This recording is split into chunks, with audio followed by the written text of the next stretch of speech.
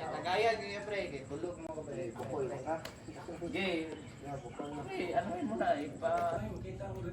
Hindi nga bukol mo. Grabe ko ng bukol lang. Sa tayo ayaw eh. Cause we made it. Tila naka-Honda Civic. Kumuha sa bukol. Ano tol? Kumusta yung mga asawa niyo dyan tol? Okay lang naman eh. Alam mo naman, yung asawa ko nasa abroad. Teacher yan doon. Kita mo naman, limpak-limpak yung sa lapi. Papadala yun.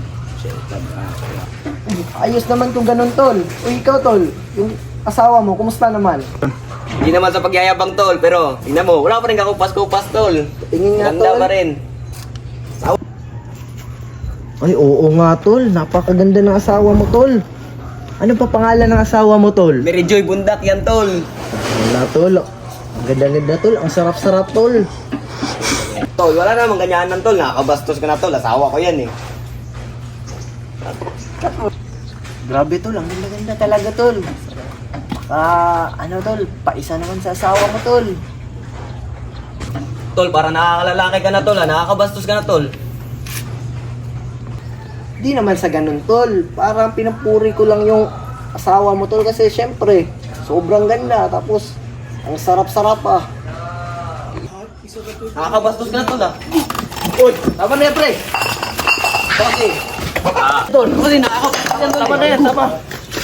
Tama na. Ano ba tol? Tama na pre. Tama na. Tama na.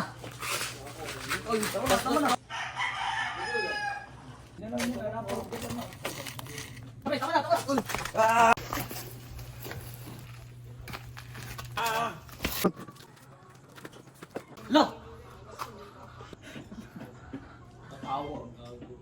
May kaguluhan po dito, may pinapalo ng bote. Bilisan nyo! Tol, tama na yan. Huwag ka makialam! Pan ka!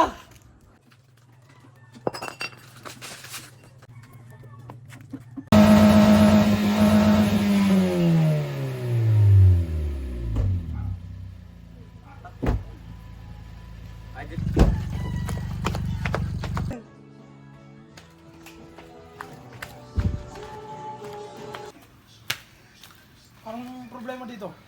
Ako yung tumawag sir, yan yung nagpalo ng bote sir. Ito sir, kunin niyo na sir. Sige, ako na to. Pusasan ko na to. Ganon?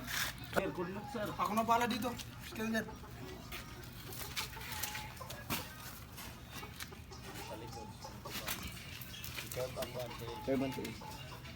Buhi ka pre, di ka patay. Isok-sok yung mga mod, pre. Isok-sok yung mga mod. Okay. Kulit mo ha. Kasalanan sir.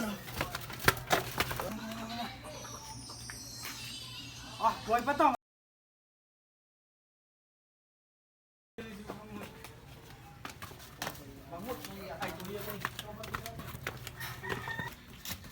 Pre.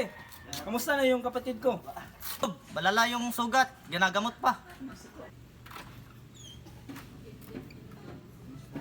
Dok, kumusta na yung kalagayan ng kapatid ko? Sa totoo lang, malala yung sugat ng kapatid mo. Pero ginagamot naman siya.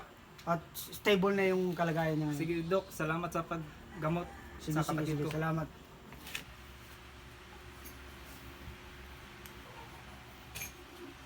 Kuya. Putang ina ka. Nawala ko, pre. Yo, Kumusta ka naman? Okay ka lang ba? okay lang ako kuya. Sige. Magpagaling ka lang dyan.